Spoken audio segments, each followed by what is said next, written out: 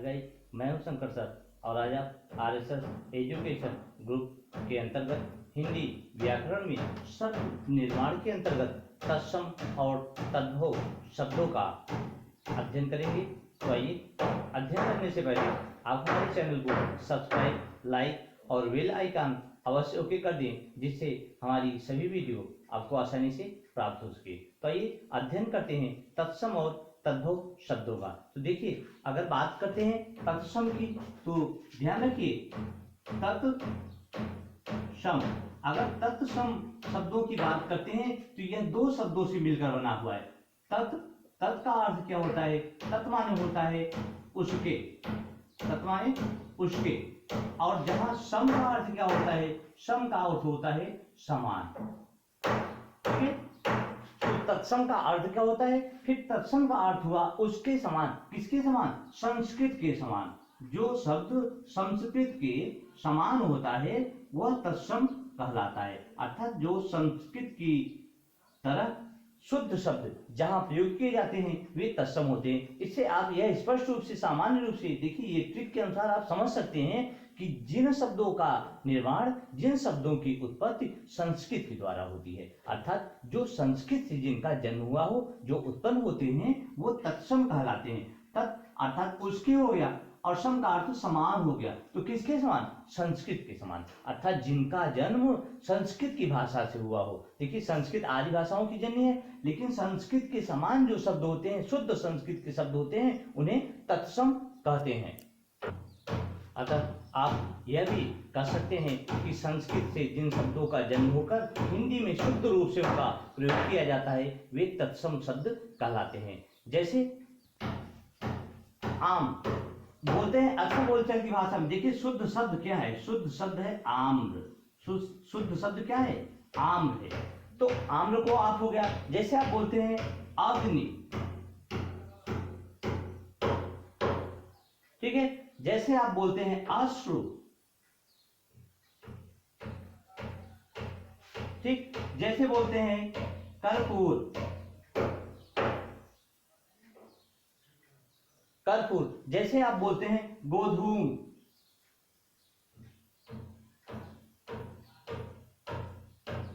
इत्यादि शब्दों को आप देखते हैं तो ये क्या है? ये शुद्ध शब्द हैं, ये शुद्ध संस्कृत के शब्द हैं। तो आप देखते हैं, अब इनको आम बोलते हैं लोग, आम्र नहीं बोलते हैं। शुद्ध शब्द जो होते हैं वही तत्सम होते हैं। अग्नि को आग बोल देते हैं, अश्रु बोल, और कर्पूर कपूर बोलते हैं, गोधूम यहां भी इसे शुद्ध नहीं बोलते। तो जो शुद्ध बोला जाता है वही तत्सम रूप होता है। अब चलिए बात करते हैं तत्सम रूप के बाद बात करते हैं तद्भव रूप की। तो देखिए, तद्भव की अगर बात करते हैं तो तद्भव का आशय क्या होता है? तद्भव भी दो शब्दों से मिलकर बना हुआ होता है।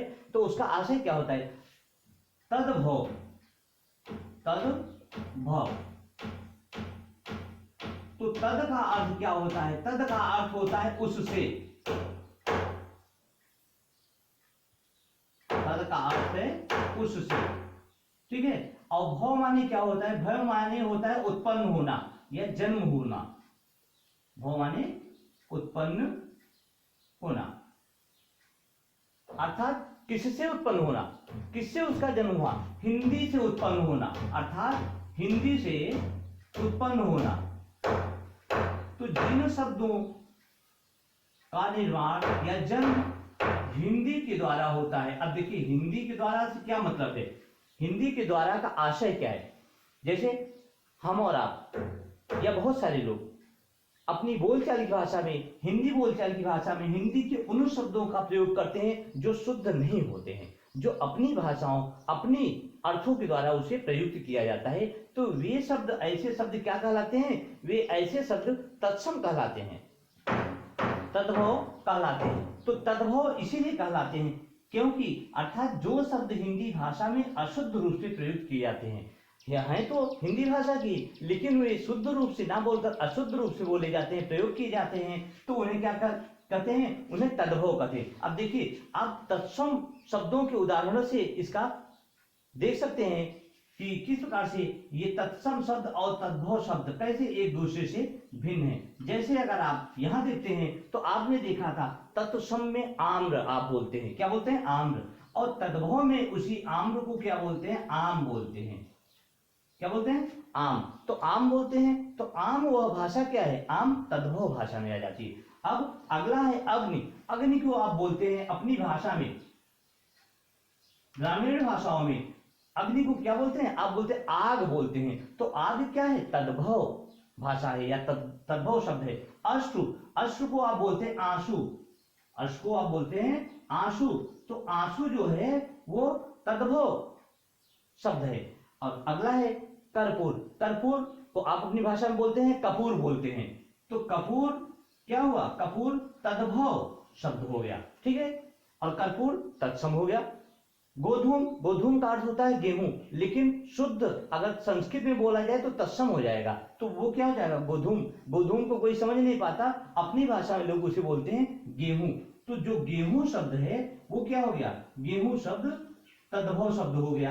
तो इस प्रकार से बहुत सारे ऐसे शब्द हैं जिन्हें आप देख सकते हैं। सामान्य रूप से आप इसी ट्रिक को ध्यान रखिए कि जो संस्कृत के शुद्ध शब्द होते हैं वो हमारे तत्सम कहलाते हैं, और जिनका प्रयोग हम हिंदी सामान्य अपनी बोलचाल की भाषा के रूप में करते हैं वे तद्भव कहलाते हैं। इन शब्दों को आप देख लीजिए, आम है तो तत्सम है, इसका आम हो गया तो तद्भव हो गया। अग्नि है तो तत्सम है, आग हो गया तो तद्भव हो गया। अश्रु है तो तत्सम है, और आंसू हो गया तो तद्भव हो गया। कर्पूर है तो तत्सम है, कपूर हो गया तो तद्भव हो गया। गोधूम गेहूं, और गेहूं के रूप में गोधूम है तो तत्सम है, और गेहूं जब लिखते हैं तो तद्भव हो गया। तो ऐसे बहुत सारे आपको शब्द मिलते हैं जो कहीं ना कहीं आपसे पूछ लिए जाते हैं तत्सम शब्द निर्माण के अंतर्गत, तत्सम और तद्भव के रूप में। तो आज की वीडियो में बस इतना ही। मुझे विश्वास है कि आपको यह वीडियो अच्छा लगा होगा। Thank you so much.